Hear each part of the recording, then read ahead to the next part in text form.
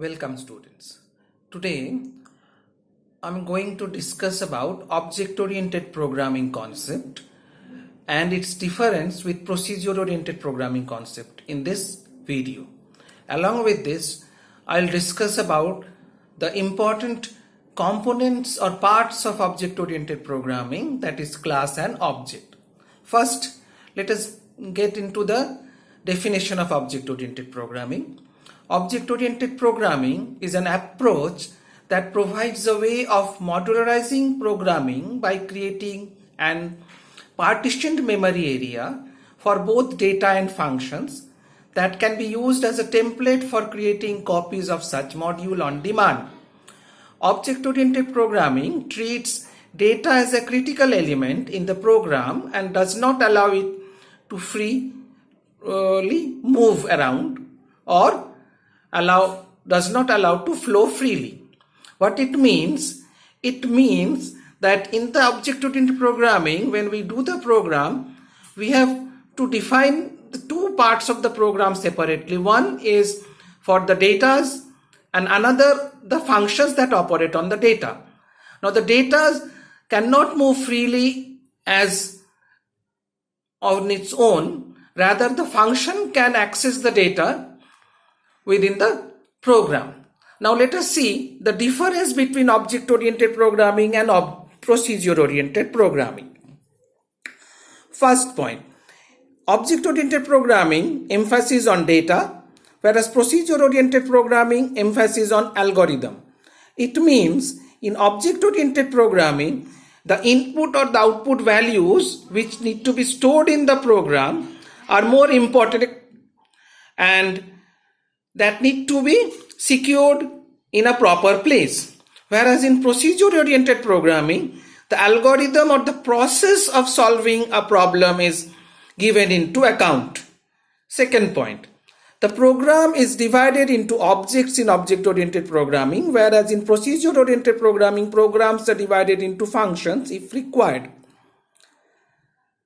Third point, data is hidden in object-oriented programming and its flow is restricted, whereas in procedure-oriented programming, data can move around freely.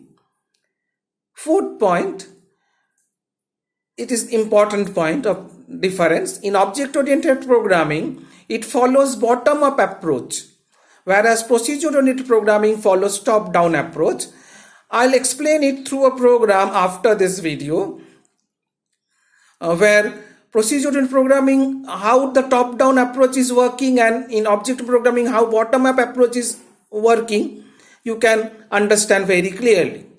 And the last point of difference, object-oriented programming, here the concept of class and object is important or necessary, whereas in procedure-oriented programming, the concept of functions and procedure can be implemented. Even the entire program in procedure-oriented programming can be done in one function or can be divided in multiple functions, though it is not compulsory. But in object programming, the program must be done in class, having member functions and data members, and there must be an object to access that. It is very, very important. Now, let us see one example program on object-oriented programming concept. See over here, I have declared a class named number. And what I'm going to do here with this program, we are finding and printing square root of a number. Now see the program.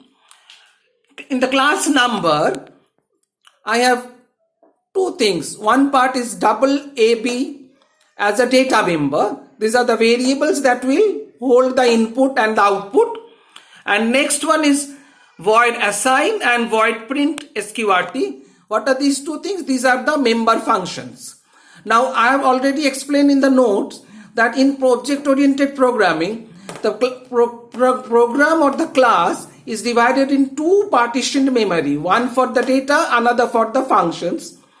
Data kept secured apart from everything, and the functions will access the data within the class. So, now what is function? I hope you all know. In class 9, you have already learned about some mathematical functions to be used in a program like math.sqrt. Here I am using a mathematical function And similarly, we can have user-defined function. You have worked with public static void main, but here I have done two functions. One is assign. What does assign is doing? It is taking the value and assigning it to the variable. So variable A is the input, which is storing 9, whereas B is the variable for output, which will store the value from the print sqrt function. In the print sqrt function, we are calling math.sqrt and finally printing the value. Now let us come to the main method. What is there in the main method? Let us see. In the main method, what I am doing, this is something different from what you have done in class 9. Class name number, OB equal to new number. You might have used classes like scanner, then object equal to new scanner, or buffer reader object equal to new buffer reader. So what is this? This is an object and this is the class. So what I'm doing here, I'm creating an object named OB of the class number. So whenever I'm creating an object OB, so what does OB will store? OB will store whatever declared in the class number. That means the data member A and B and the functions assign and print sqrt. Now after that, I'm calling those two functions. First is assign. The moment I'm calling assign function, it will assign the value, and then I'm calling print sqrt. It will calculate or find the sqrt of A, store it in B and print it finally. So thus my program has been done where I have declared everything in the class and then execute it through the main with the help of an object. Now let us see the picture over here. What it is here, I have declared the class number. Now inside the class, we have AB as a data member inside the circle with red color, and outside we have two functions assign and print sqrt. In the main function, I am creating the object, and through the object, what outsider will do, it will access the functions assign and print sqrt, and assign and print sqrt finally access the data member A and B. Thus, our program get executed and will get the output. So this is the way how object-oriented program is done. Hope you have understood about object-oriented programming concept. Now we'll move on to class and object. Welcome back, students. So here we have class and object in object-oriented programming. What is a class? Class is a group or community that describes certain characteristics and features. It can be termed as a collection of similar objects also. What is an object? Object is an instance of a class. It is an entity that follows or has all the characteristics and features those are defined in the class who the object belongs to. Now, object has three elements. What are those? Those are defined by the class, that is identity, state and behavior. Identity is the name, that is the name of the class as well as the name of an object. State, that means the object has a particular state, whether it is in on state or off state. Or what are the data members that object will have to store the data in programming term. Last one is the behavior. It is the functionality of the object, the main purpose of that object that is going to do.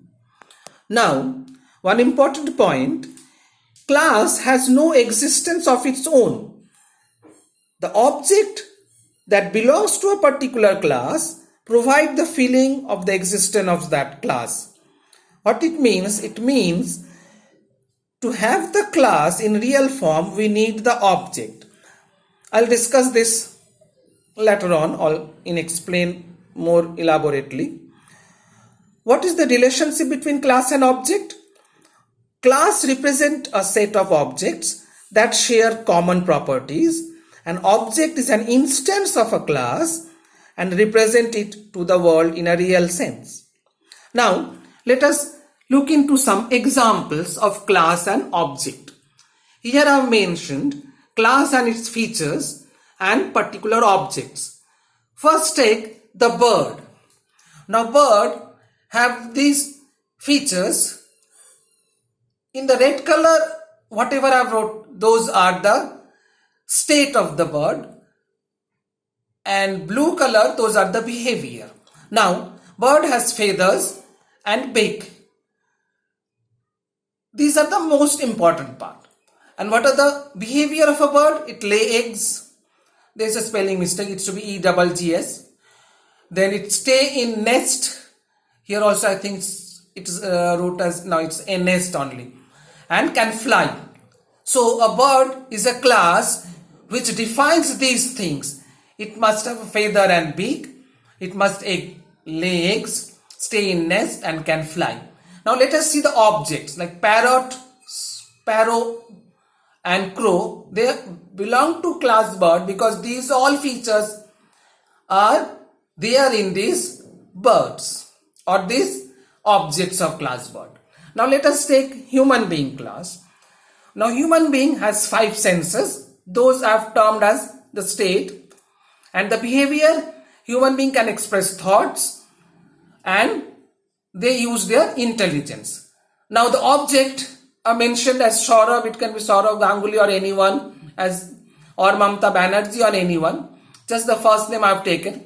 So these two persons, Saurabh and Mamta, they have these features. That's why they comes under human being class. Now we cannot have Saurabh and Mamta under bird class or parrot, sparrow, crow under human being class because they contradict the features. If those features are not there, then the objects will also not belong to that class. Now here comes how the class does not have any existence, rather the object belongs to that class, give its existence. See, if a particular thing, that object is not present in the world, then that class is also ceased to exist. For example, like once we had the bird dodo. Now we don't have those birds present in this earth. So the class dodo is ceased to exist. Similarly, if you move to any other planet where there is no human being, so there is no human being class. Now let's come to the programming world. Those are the real world example. Now come to the programming world. I've taken 2 examples, operating system and application software. Now operating system has 2 states. It has user interface and kernel. And behavior, operating system helps to interact with the user. That means it establishes interaction between computer and user. It coordinates the operation of the computer and it monitors the system. So these are the functions of the operating system. Now we have the objects as the examples. You can term as the examples of a particular class is the object also. Like Windows OS, Linux OS, Android OS. They are the object of the class operating system. Similarly, if we move on to application software, this is input-output is the state of the application software. It performs specific tasks and it has a storage capacity. Means whatever the task done need to be stored or retrieved. So we have MS Office, Open Office, Tally. Those are object of application software. Here again, Windows, Linux, Android will not come under application software. Similarly, MS Office, Open Office, Tally will not goes into operating system. Hope you all have understood this concept, and I'll request you all to note down these notes for your future purpose. Thank you.